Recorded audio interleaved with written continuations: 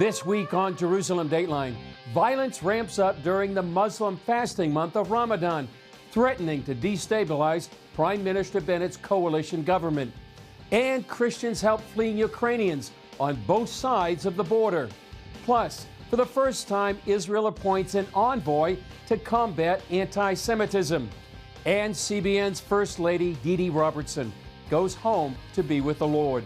All this and more this week on Jerusalem Dateline.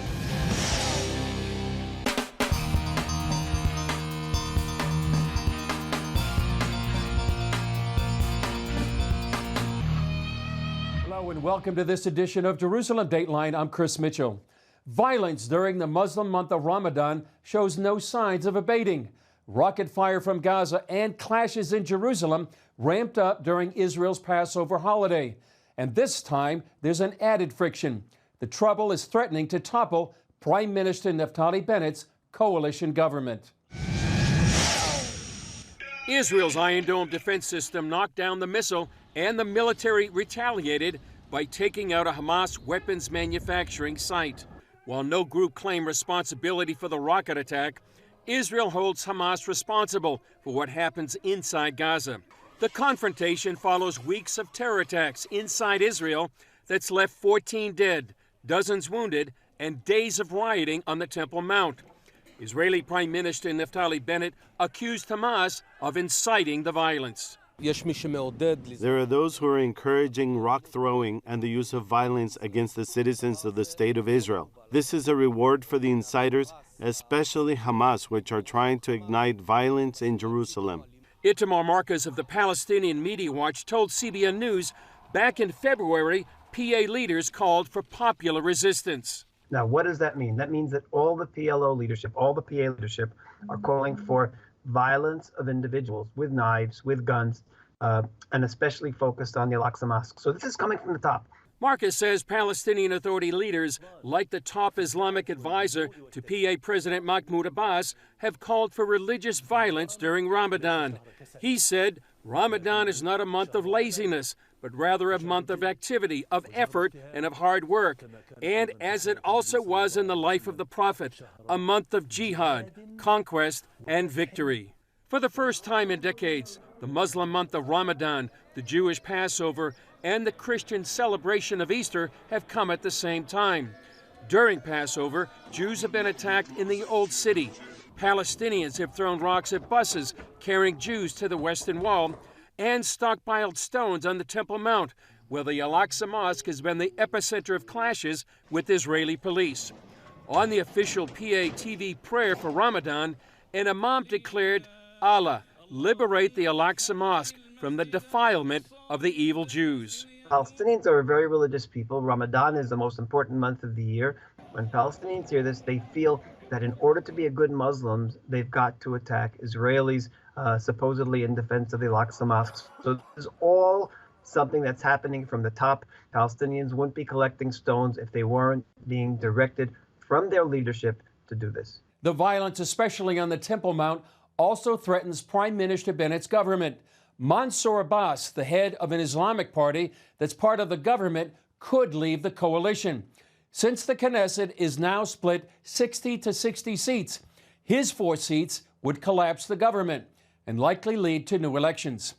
Well, Jerusalem Deputy Mayor Flor Hassan Nahum told journalists there's more to the Palestinian rioting than what many are claiming. What we see here actually is a very deliberate strategy to try and get images out into the Muslim world that will malign Israel and will make people believe, and they're doing this constantly on social media, that somehow the status quo of Temple Mount is in danger, is under threat. The feeling amongst Muslim communities around the world that the status quo is changing, that Haram al-Sharif has been taken over and Muslim worship is no longer going to be allowed, that Haram al-Sharif, Temple Mount, is going to be divided.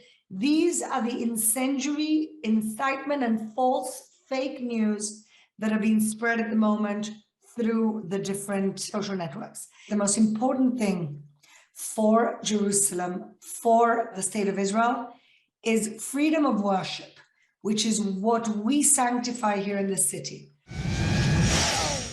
As you can see, the threat of rocket attacks is very real for Israel, and experts are always aiming for better protection.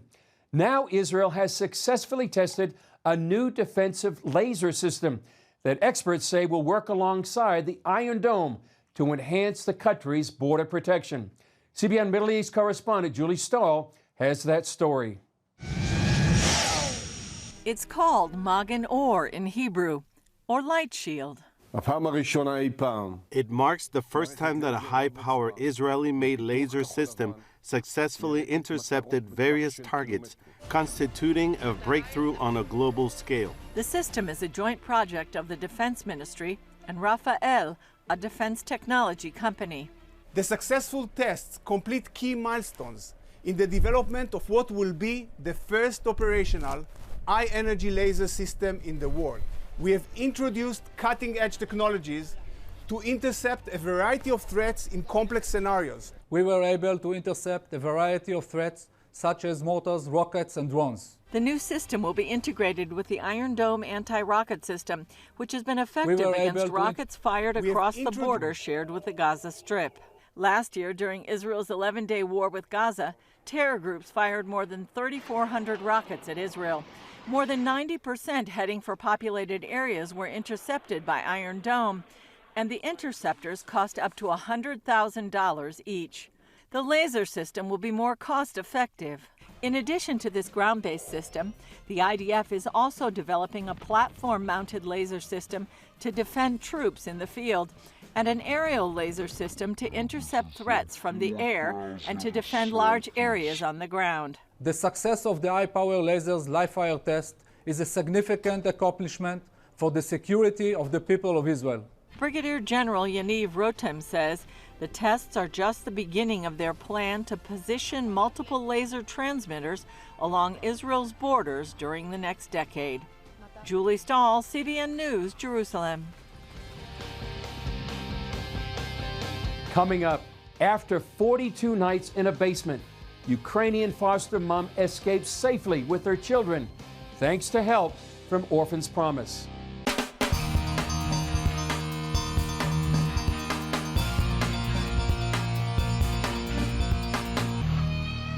Imagine spending 42 nights in a basement because the Russians took over your city. That was the case for Anya and her children, who were finally able to flee, thanks to help from Orphans Promise.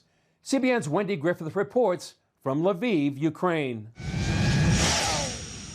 On this Wednesday night in Lviv, Anya and her 11 foster children are finally able to laugh again. After escaping Verdansk, a city west of devastated Mariupol. Verdansk was seized by Russian forces just 4 days into the war, and the family was forced to stay in a bunker below their house for 42 days. It was hard to live there, and it was dangerous. But every day when we woke up, we were thankful to God that we are still alive and we are still able to worship Him. Anya says whenever they needed anything or were afraid, they would pray. We were reading Bible, we were worship, we were fasting, and that's why we had this peace with God. The foster children, who were mostly teenagers and who had never been through war, said they weren't afraid. I didn't worry. I was in peace and I was in the safe place, and I know that everything will be fine. God with us, and He will gonna protect us. We were praying to God, and I felt this peace in my heart, and we all became so united and as one family, and that's why I didn't feel that fear. Thanks to some brave drivers from Orphans Promise, Anya and her children were able to escape to Lviv, where OP turned some offices into shelters. We help to support people who are still be in other centers, to give them food, medicine, to give them psychology support. And the most important part of our job is just gospel. The gospel. To share good news, because all people are open to accept Jesus. The family is now awaiting visas to go to Switzerland, where they plan to wait out the war. I'm excited, but I'm also a little bit sad about that. I need to leave my own country, my family, my city. About the war, I'm not happy, but the possibility that I can go to different countries, I'm happy because it was my dream. Switzerland, here we come. Wendy Griffith, CBN News, Lviv, Ukraine. More than 5 million Ukrainians have fled the assault on their country. Neighboring Poland has taken in more than half of those refugees, where towns along the border are opening their arms to help. Before crossing into Ukraine, CBN's Wendy Griffith filed this report from Poland. While one neighboring country tries to take these Ukrainians' homeland by force, Poland is opening its arms to those escaping the terror. Here in the border town of Przemyśl, many refugees are finding comfort and shelter in the local church. Since the war began some 6 weeks ago, Pastor Czesław of the Nazareth Church has seen hundreds of refugees pass through his doors. We weren't prepared. It's just the needs appeared. So I believe that God prepared us anyway, and we see the big need, so we respond to the needs. Several areas, including the main sanctuary, now serve as bedrooms for displaced families, while this spacious kitchen, equipped with a cappuccino maker, provides refugees like Anya and her 12-year-old daughter a small reminder of home. Here we have a very good condition. We have cold water, we have separate rooms, we have bedrooms. People are very nice. Anya and her daughter left eastern Ukraine 3 weeks ago at the urging of her husband, who stayed behind to fight. They're living here until they get their visas to England. We were in constant contact with our friends from Kharkiv, and they couldn't get out of the Kharkiv because it was constant bombing, and they were shooting even cars who were trying to leave. Here at the Operation Blessing tent, many more come through to receive hot drinks, blankets, and enjoy a place for their children to play. If they have nowhere to go, that's where OB and Pastor Czesław work together. Several occasions we made a phone call to this pastor, and he showed up not even 40 minutes later with his van and with his team to bring people to the church where they could spend the night. And he's very, very helpful and accommodating, and the church is turned into a refugee center, as you've seen. OB also provides them with hygiene kits and other relief items. Anya, a Polish native working with Operation Blessing, says helping these people is what Jesus would do. Can you imagine if Jesus crossing the border? What would you do, yeah? Would you do everything what you can to invite him, to feed him, to keep him warm, to give him clothes if he needs, and help him, yeah, and love him, yes, because he loves us so much that we should share this love with other people. Wendy Griffith, CBN News, on the Polish-Ukrainian border. Up next, for the first time ever, Israel appoints a special envoy to combat rising anti-Semitism and the delegitimization of Israel.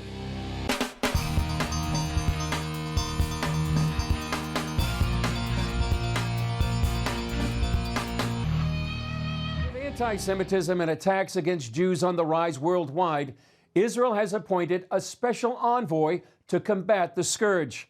Earlier, I spoke with Israeli-American actress and outspoken Israeli advocate Noah Tishby about her new job. Noah Tishby, welcome to Jerusalem Dateline. You're the new special envoy for the State of Israel, combating anti-Semitism and the delegitimization of the State of Israel. What was your reaction when you were chosen? So my reaction was surprise and honor. I was sitting with the Foreign Minister Yair Lapid, and he offered me this position. Obviously, Israel never had a special envoy for combating anti-Semitism and delegitimization, so I was blown away and honored, and immediately turned to him and said, "What does this mean, though?" And he goes, "Well, it's the first one. Let's make this up together to do this job." And of course, my reaction immediately was, Well, you're offering me a job that I'm going to fail at because nobody can combat and defeat anti-Semitism. It's the oldest form of hate and discrimination that is still being practiced. However, and having said that, I'm very excited to receive this position and to actually get to work. Yeah. Do you see anti-Semitism exploding or rising around the globe? Absolutely. There's no question. And I think everybody is well aware of it. Over 1 billion people hold anti-Semitic views around the world. 50% of college kids in America are hiding their Jewish identity, and 65% of them say that they are afraid and don't feel safe. This is something that should worry all of us. So yeah, absolutely. Anti-Semitism is on the rise yet again. You say that anti-Zionism and anti-Semitism are one and the same. Why do you say that? Well, if you have an aversion to borders, okay, if you don't like the concept of a nation state and you would like to dismantle every single nation state in the world, then yeah, okay, you're not anti-Semitic. But if you have a particular obsession for one country and one country only, and you have a delegitimization concept towards that particular country, and you want to deny the Jewish people of their nation state and sovereignty in their ancestral land, there's a name for that, and that's anti-Semitism. So denying Israel's right to exist, denying the Jewish people sovereignty in their ancestral land is anti-Semitic, period. Yeah. You grew up here in Israel, Noah, and now you're living in the U.S. How did both growing up here in Israel and living in the United States prepare you for this role? What a great question. Thank you. I always say that I am 100% Israeli and 100% American.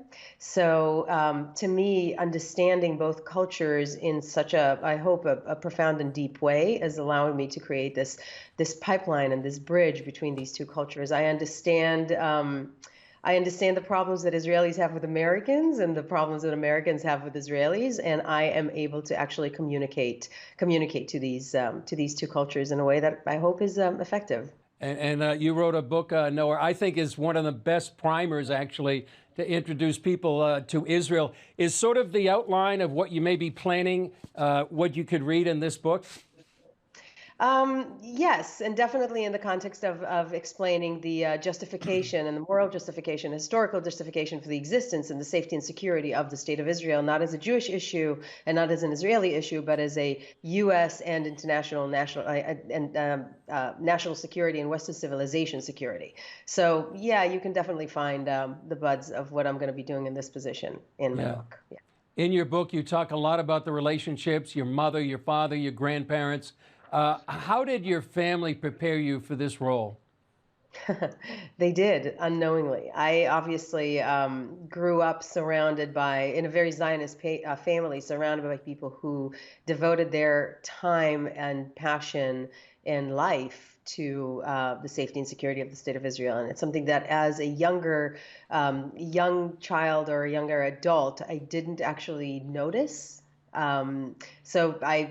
What I wanted to do was be in entertainment, and I did that for many, many years. But underneath it, there was always this passion and this inability to be quiet when misunderstandings or falsehoods were being spoken next to me about Israel. So it was one of those things that I think I was being prepared for it for my entire life without ever knowing this. And I'm glad this is coming to fruition right now. I hope to be of service, and I hope to be helpful for the state of Israel, the Jewish people, and the world at large, hopefully.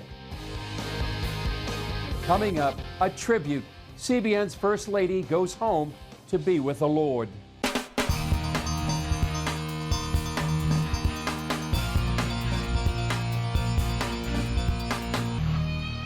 Finally today, a bit of sad news for us. Dee Dee Robertson, the wife of CBN founder Pat Robertson, went to be with the Lord on April 19th. Here's a glimpse into the woman behind the man that both raised a family and helped birth a worldwide ministry. The First Lady of CBN, Dee Dee Robertson, the wife of CBN founder Pat Robertson, died at the age of 94. She was a founding member of the boards and continued as a member of the boards of CBN, Regent University, and Operation Blessing. And she said that doing the Lord's will had been a great blessing in her life. I have seen more than I ever dreamed I would see. I have done more than I ever dreamed I would do. And it's just been a very exciting life. And working for the Lord is an exciting thing to do. Following his leading and doing the things that he wants you to do. Dee Dee traveled extensively for CBN. She was selected Christian Woman of the Year in 1986. She was also an accomplished writer, authoring 2 books and a monthly column for Christian Life magazine. Pat Robertson often talked about how he cherished Dee Dee's wise counsel. She has a good Midwestern common sense view of life, and when I run something by her, she's usually pretty much right on in terms of what needs to be done or what shouldn't be done. So it's nice to have a wife you can pray with and work together with. Pat called her a woman of great faith, a champion of the gospel, and a remarkable servant of Christ who has left an indelible print on all that she set her hand to during her extraordinary life. And CBN CEO Gordon Robertson said, "Mom was the glue that held the Robertson family together. She was always working behind the scenes. If it weren't for Mom, there wouldn't be a CBN." You can see the full tribute to Dee Dee Robertson on cbnnews.com. Dee Dee Robertson will be missed by her family and friends and the CBN community. Please continue to pray for the family as they mourn the loss of their matriarch, but also rejoice that she is with the Lord. Well, that's all for this edition of Jerusalem Dateline. Thanks for joining us. Remember, you can follow us on Facebook, Twitter, Instagram, and YouTube. And you can also access CBN content through our CBN News and other CBN apps. And don't forget to sign up for our email blasts so you can continue to receive all of our exciting CBN content. I'm Chris Mitchell. We'll see you next time on Jerusalem Dateline.